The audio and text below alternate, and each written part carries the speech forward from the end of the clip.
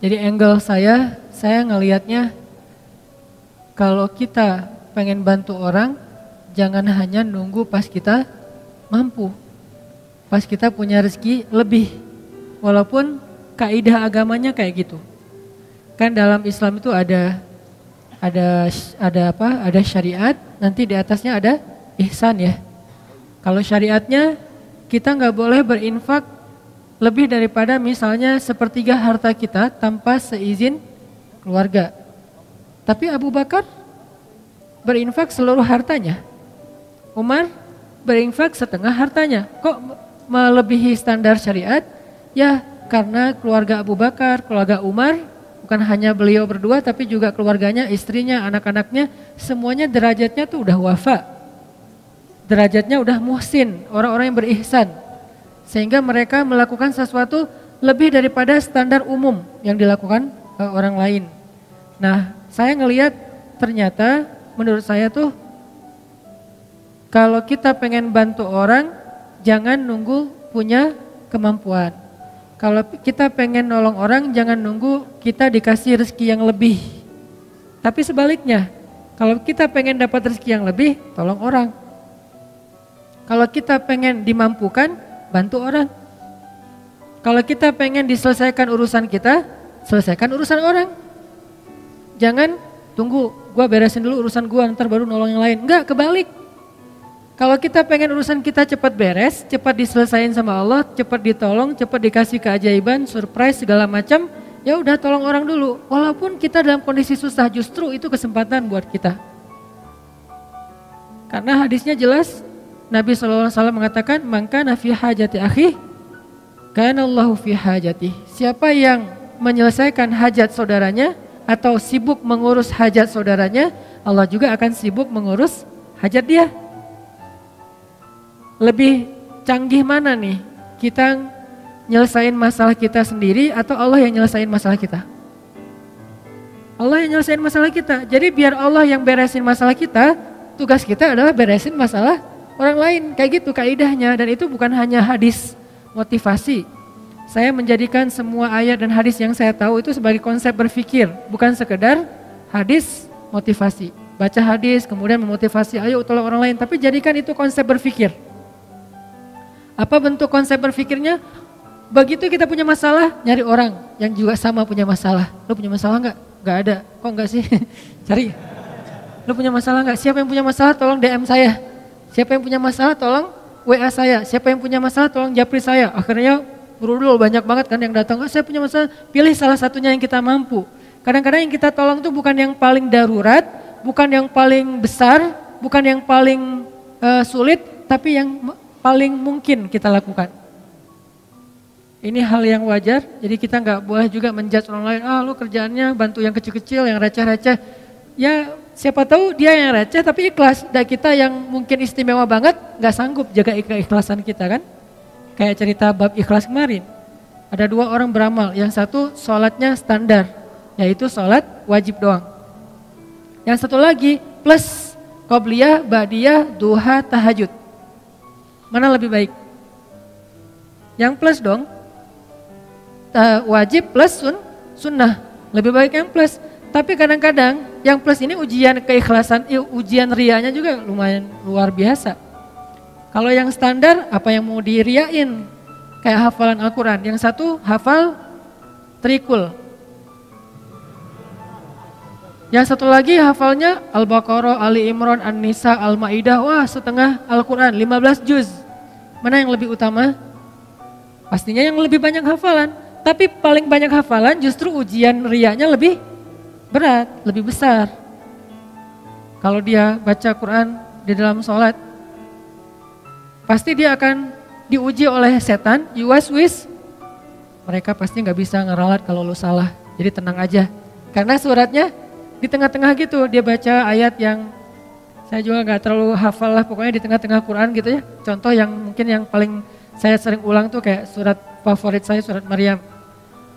Wadhkur fil kitabi Maryam idzin tabadat min ahliha. Di belakang tetap diam. Idzin tabadat min ahliha. Diam aja di belakang. Kenapa? Gak hafal, sama nih. Kan agak-agak yuaswis tuh. Tuh kan bener, susah emang surat itu, yang lain gak pada hafal. Jadi biasa aja kali gitu. Dan makmum ini macam-macam karakternya. Dan jadi ada karakter imam, ada karakter makmum. Imam kadang-kadang kayak gitu, caper gitu kan, baca ayat susah-susah, udah gitu mentok Al-Ikhlas. Idza tabadat min ahli qul huwallahu ahad. Imam. Makmum ada juga yang unik. Uniknya apa? Giliran ayatnya dia nggak hafal, diam. Giliran ayatnya yang semua hafal, semuanya benerin. Ayatnya misalnya standar lah ya. Amma yatasaalun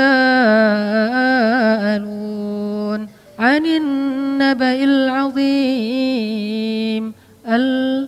Serentak satu masjid. Alladzi hum fi mukhtalifun. Wah, serentak semuanya. Kenapa nggak serahin aja di depan? Kan udah ada imam pengganti di belakang teh. Di belakangnya imam. Kenapa nggak dia aja yang benerin? Kenapa semuanya serentak satu shaf pertama hufaz semua itu, hafiz. Kebenaran suratnya populer. Kalau giliran suratnya sulit semuanya diam. Kenapa? Takut riya. Kenapa makmum pada diam? Takut riya Ustadz. Jadi masing-masing punya karakter. Artinya jangan remehin. La tahqiranna minal ma'rufi syai'a. Janganlah kalian meremehkan kebaikan sekecil apapun. Kadang ada teman kita kebaikannya itu sepele, cuman rapi-rapiin sendal doang depan masjid. Cuman meriksa keran doang yang kalau nggak terlalu rapat menutupnya dia rapat-rapetin. Tapi amal yang dia lakuin itu karena diremehin orang, jadi nggak ada peluang riya. Sedangkan kita amal yang kita lakuin karena berpotensi dipuji oleh orang lain, berpotensi juga buat riya. Makanya buat saya sih udah lakuin aja apa yang kita mampu. Tolong orang semampu kita. Kalau mau lebih sedikit gambling, karena kita yakin sama Allah, ya udah lakukan yang lebih berat daripada yang kita mampu. Sesekali coba kayak gitu. Kalau buat saya tuh kayak akidah challenge. Kan sekarang orang challenge-nya macam-macam ya. Ada yang kalau yang di YouTube ada yang ngeprank temennya lah. Apalagi yang terbaru, keluar dari mobil terus joget-joget gitu. Gak ngerti juga maksudnya apa gitu. Ya terserah deh, itu mah ekspresi orang lah ya. Saya gak mau menjudge, yang jelas ternyata dalam Islam juga ada challenge-challenge yang keren gitu. Akidah challenge itu kayak gimana? Gambling dalam arti kita mengambil resiko, kita mengambil sesuatu yang menurut kita agak sulit, tapi kita berserah diri kepada Allah, itu kan keren ya. Salah satunya apa? Akidah challenge. Meninggalkan satu pekerjaan yang kita yakin itu gak halal, lalu kita mencari pekerjaan yang lain yang halal tapi gak yakin nemu apa enggak. Ini kan agak bertaruh kan? Nah, disinilah ada iman atau akidah challenge-nya. Dan dengan akidah challenge, akhirnya kita akan menemukan kebesaran Allah. Siapa yang pernah nerapin akidah challenge dalam hidupnya? Ibunya Nabi Musa. Ketika Allah mengatakan kepada ibunya, "Idz auhayna ila ummika ma yuha, ana qadhifihi fit tabut, faqdhifihi fil yammi, falyulqihil yammu bil sahil, ya'khudhu aduwwul li wa aduwwullah." Itu berat banget loh. Ketika Allah berfirman kepada ibu Musa, "Hanyutkanlah bayimu ke sungai Nil." Supaya apa? Supaya dia nanti kemudian akan ditemukan oleh musuhku dan musuhnya. Kan berat nih. Ya Allah disuruh hanyutkan, malah bukan diselamatkan, malah ditemukan oleh musuhnya. Ini akidah challenge, ini iman challenge banget buat ibunya Musa. Dan kata Allah, la takhafi, jangan takut. Inna radduhu ilaiki wa ja'iluhu minal mursalin. Kami pasti akan kembalikan dia kepadamu. Akhirnya dihanyutkan oleh ibu Musa. Lalu Allah Subhanahu wa taala singkat cerita mengundang kembali ibu Musa ke istana untuk menyusui bayinya yang sedang kehausan di istana. Akhirnya kembalilah bertemu antara Musa dengan ibundanya, bahkan dengan keluarga besarnya. Ini namanya akidah challenge menurut saya nih. Atau Musa juga pernah akidah challenge kayak gitu ketika Allah bertanya dan Allah Maha tahu jawabannya. Wa ma tilka biyaminika ya Musa? Apa yang di tangan kananmu wahai Musa? Kenapa Allah nanya? Padahal Allah tahu jawabannya. Tidak semua pertanyaan di dalam Al-Quran artinya karena nggak tahu. Ada pertanyaan karena nggak tahu, ada pertanyaan karena nguji, ada pertanyaan karena ingin menegaskan berita. Dan ini pertanyaan Allah ingin menegaskan berita bahwa itu tongkat, bukan ular. Sehingga Allah nanya, "Wa ma tilka biyaminika ya Musa?" Apa yang di tangan kananmu Musa? Qal Musa yang ngomong, Musa yang bicara. Qala hiya 'asaya atawakka'u 'alaiha wa ahushu biha 'ala ghanami wa liya fiha ma'aribu ukhra. Ini adalah tongkat ya Allah. Siapa yang ngomong? Musa. Artinya itu benar-benar tongkat, bukan doktrin. Allah enggak mengatakan Musa itu tongkat ya. Ya Allah enggak. Allah nanya, apa itu Musa? Kata Musa tongkat. Berarti kamu yang bilang tongkat ya, bukan aku gitu, bukan Allah. Akhirnya aku pakai untuk hiking. Atawakka'u 'alaiha. Untuk apa itu? Untuk naik gunung. Apa istilah kita? Ya mudah-mudahan tidak ada yang mempermasalahkan. Hiking. Karena itu memang benar kayak gitu kan? Untuk hiking, kalau di zaman kita kayak trekking gitu kan ya, istilah-istilah kita kan ya, untuk naik gunung pakai tongkat. Wa husyu biha 'ala ghanami. Saya pakai untuk menggembalakan ternak-ternak. Waliya fiha ma'aribu ukhra, dan beberapa fungsi yang lain lah. Terus kata Allah, alqiha ya Musa, coba kamu lempar wahai Musa. Fa'alqaha fa'idha hiya hayyatun tas'a. Lalu tiba-tiba ketika Musa melemparnya, dia menjadi ular yang merayap-rayap. Kemudian Allah kasih challenge buat Musa. Apa challenge-nya? Khuzha, coba kamu ambil Musa. Ini challenge buat Musa, biar Musa makin yakin sama Allah, dikasih ujian dulu. Khuzha la takhaf sanu'iduha siratahal ula. Gak usah khawatir, berarti Musa khawatir. Karena Musa ngeliat, aduh ini ular dalam hidup Musa, Musa belum pernah megang ular. Sekarang disuruh pegang ular sama Allah, khuzha, pegang ular. Dan ini bukan ular biasa yang ditemukan di hutan, ular bahasa kita jadi-jadian, kan lebih ngeri ya. Kalau ular biasa, kita juga jarang megang, gak pernah megang, malah kecuali di kebun binatang, itu juga didampingin pawangnya. Ini gak masalah nih, gak masalah. Oh ya udah, begitu dia agak-agak ularnya iseng dikit, Pak, ini kenapa nih heboh gitu, panik gitu, agak-agak norak gitu kan ya. Megang ular di kebun binatang norak, gimana di hutan gitu. Jadi jangan meremehkan Musa yang khawatir. Kenapa Musa khawatir? Wajar.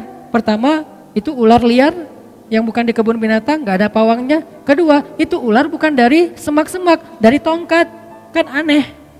Kalau dari semak-semak, ular biasa mungkin Musa gak takut, karena Musa seorang laki-laki yang perkasa. Tapi ini ular dari tongkat. Jadi kalau kita mau pakai nalar, kenapa Musa takut sama ular gituan doang? Karena ularnya bukan ular yang biasa, tapi ular yang berubah dari tongkat. Jadi kayak jadi-jadian gitu. Waduh, ini ular dari tongkat jadi ular. Gimana megangnya ntar kalau ada apa-apa gimana? Musa khawatir. Kata Allah, la takhaf, jangan khawatir. Sanu'iduha siratahal ula. Ntar kami balikin lagi kepada bentuk aslinya. Ini akidah challenge buat Musa. Kalau bahasa teman-teman yang ngajinya mungkin lebih lebih dalam, istilahnya rububiyah, uluhiyah, asma, sifat dan seterusnya. Kita menerjemahkan, bukan mengubah istilah, akidah challenge. Dipegang sama Musa dikit, langsung berubah lagi menjadi tongkat. Maka bertambahlah iman Musa. Bertambahlah, arti bertambah iman apa? Bertambah percaya sama Allah, bertambah yakin sama Allah. Nanti kalau dikasih challenge yang lain, udah sanggup. Challenge berikutnya apa? Challenge berikutnya adalah idhab ila Fir'aun innahu tagha. Pergilah kepada Fir'aun, dia itu jahat banget. Itulah challenge yang lebih berat daripada megang ular. Tapi Allah kasih challenge yang kecil dulu biar Musanya makin yakin. Ini artinya teman-teman, kadang-kadang ketika kita ngambil sebuah pilihan yang sulit, kita agak sedikit gambling dalam hidup kita, tapi bersandar kepada perintah Allah, larangan Allah, kehendak Allah, apa yang Allah mau, syariat Allah. Di situ kita belajar iman, termasuk nolong orang lain. Sehingga kata Nabi, man kana fi hajati akhi kana Allahu fi hajati. Siapa yang sibuk ngurus hajat saudaranya, Allah juga akan sibuk ngurus hajat dia. Termasuk nanti banyak sekali hadis-hadis yang lain yang senada atau semakna dengan ini. Ini artinya angle-nya buat saya, kalau kita punya masalah, tolong orang yang punya masalah. Baru Allah tolong kita.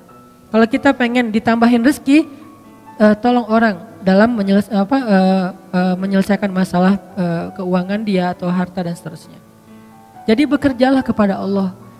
Paling gampang tuh nyari kerja ke Allah loh. Nyari kerja ke perusahaan belum tentu diterima. Kalau ke Allah diterima enggak? Pasti diterima, Allah enggak pernah nolak. Orang yang pengen bekerja kepada Allah artinya pengen beramal, Allah enggak pernah nolak. Kenapa saya mengistilahkan bekerja? Dan Allah juga mengistilahkannya kayak gitu, berdagang. Ya ayyuhalladzina amanu hal adullukum ala tijarah. Mau nggak aku tawarin kalian satu tijarah, satu bisnis, satu perdagangan, satu kerjaan, satu project kalau bahasa kita. Berarti kadang kita berdagang dengan Allah, bertransaksi dengan Allah. Gimana bertransaksi dengan Allah? May yuqridullaha qardan hasanan. Siapa yang meminjamkan kepada Allah pinjaman yang baik, nanti Allah balas berlipat ganda. Bukankah itu transaksi? Baik, jual beli yang tidak akan mungkin rugi. Banyak lagi ayat-ayat yang lain yang bahasa analoginya adalah bahasa dagang atau bisnis. Jadi kalau mau dapat kerjaan yang paling gampang, tapi bayarannya itu bukan UMR, berapa ribu kali lipat UMR, dan kerjanya itu mulia banget, kita bukan cuma dapat upah, tapi juga kita dapat kehormatan, bekerjalah kepada Allah. Itu paling luar biasa, gampang banget. Kerjanya apa? Saya nggak punya kemampuan apa-apa, saya nggak punya kapasitas, saya nggak punya keahlian. Keahlian yang dibutuhkan itu bukan punya sesuatu, enggak. Apapun yang ada dalam diri kita yang kita bisa lakukan untuk bantu orang lain, itu keahlian. Sekedar apa? Mungkin sekedar repost, sekedar ngajak teman, sekedar, bukankah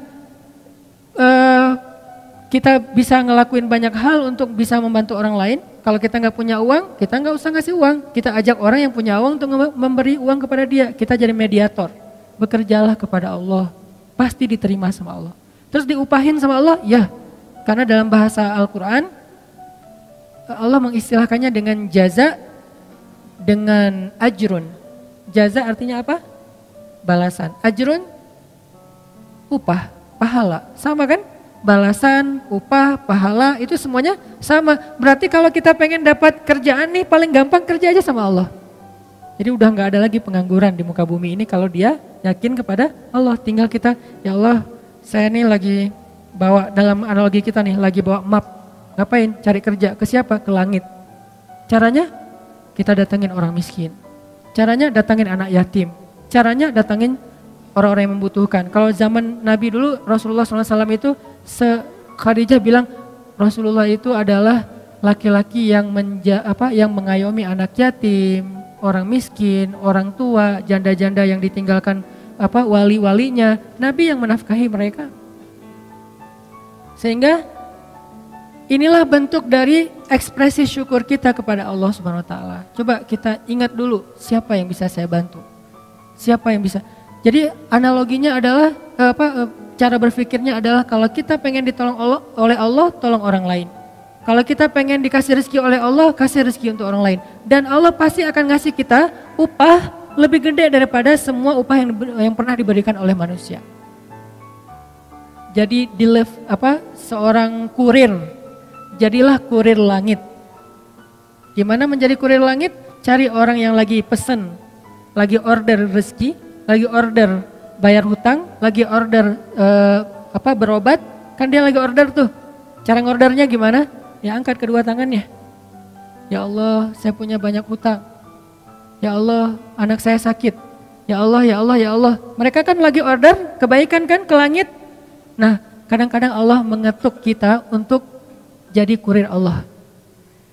Kayak tadi misalnya saya lagi ngelihat gitu di story gitu, muncul karena ada muka saya di situ ya saya klik gitu ya. Kok ada muka saya di sini? Kayaknya banyak banget muka saya akhir-akhir ini gitu. Saya klik nih. Alhamdulillah gitu ya. Saya klik, apaan sih ini kepo gitu kan. Oh ternyata lagi ada perdebatan kecil tuh antara pro dan kontra. Saya baca komennya satu-satu kan. Di antara sekian banyak komen yang pro dan kontra, tiba-tiba ada satu komen yang agak-agak kurang nyambung sebetulnya. Ada yang komen, anak saya butuh uang untuk belajar, untuk beli buku diktat sekolah dan gak punya biaya. Kenapa tiba-tiba Allah takdirkan saya ngeklik itu, terus saya ngelihat komennya. Karena Allah lagi ngasih saya kesempatan jadi kurir kan gitu kan. Di antara sekian komen, ini aja yang saya fokus. Saya langsung DM orangnya, Pak, Bapak di mana? Ternyata di NTB, di Lombok. Bapak butuh apa? Saya hanya butuh biaya untuk buku anak saya. Masya Allah nih orang luar biasa ya. Enggak mengatakan saya butuh uang sekian, enggak. Hanya untuk biaya buku. Artinya saya misalnya kalau saya mau saya akan bayar ke sekolahnya. Anaknya dapat buku, enggak akan saya kasih uang biar manfaatnya lebih jelas gitu. Kecil sih, tapi kan kenapa Allah takdirkan tiba-tiba saya baca postingan itu, saya lihat komen-komennya, mungkin cara Allah ngegelitik saya tuh lewat penasaran, pengen tahu ada kehebohan apa, terus nemu di antara sekian kan banyak tuh, ada ratusan, baca satu-satu, kadang senyum, kadang kayak cemberut gitu, apaan sih nih, apa, satu-satu, ada yang unik nih, gak nyambung komennya, anak saya butuh biaya sekolah, langsung saya coba DM, dan ini sering terjadi dalam hidup kita teman-teman. Jadi gak perlu kita cari juga, Allah yang kayak ngorder ke kita, orang tuh ngorder, Allah nge-link kayak sistem startup ya. Jadi kayak social respon gitu, dia ngorder, terus kita kayak driver yang lagi dekat sama lokasi itu, tiba-tiba masuk ke kita, apa kayak notifnya, udah kita tinggal mau apa enggak ngambilnya nih. Kalau kita pikir, aduh jauh banget nih, kan saya sering mesen mie Aceh ya, di Buah Batu, tapi tinggal Cihanjuang. Udah diambil, ternyata pas tahu Cimahi ditolak lagi. Aduh, kecewa banget nih ditolak. Tapi masih mending lah daripada ditolak mantan masih. Cuman sampai berkali-kali ditolak gara-gara ngordernya di Cimahi, barangnya ada di Buah Batu, kan orangnya males. Padahal insya Allah pasti saya akan ngasih lebih, saya tahu lah jauh banget, kasihan kalau cuman sekian ribu, kadang-kadang cuman 30.000, ya udah digenapin 31.000 misalnya. Ganjil nggak genap. Maksudnya ditambahin lah 1.000 ongkos capek misalnya. Nah ini kadang-kadang kita pikir aduh jauh banget. Kita mau klik gak sih? Allah nggak lagi ngirim nih. Ada yang order terus muncul notif di kita. Ini analogi lewat digital startup kayak gitu. Ada notif ke kita mau diambil nggak nih? Begitu kita klik, kita ambil, maka Allah Subhanahu wa taala langsung transfer balasannya, upahnya, pahalanya ke saldo kita. Dan Allah kalau transfer biaya kurirnya itu lebih gede daripada semua biaya kurir yang pernah ada di muka bumi. Gede banget Allah ngasihnya. Kan berarti gampang kan cari kerjaan? Cari aja kerja ke langit. Dan Allah sering banget ngasih notif ke kita, tinggal kita ambil apa enggak. Nah ini artinya ternyata cara kita pengen kaya, pengen sukses, pengen bahagia, pengen ditolong tuh bukan nunggu beres urusan kita baru nolong orang lain. Tapi nolong orang lain supaya beres urusan kita.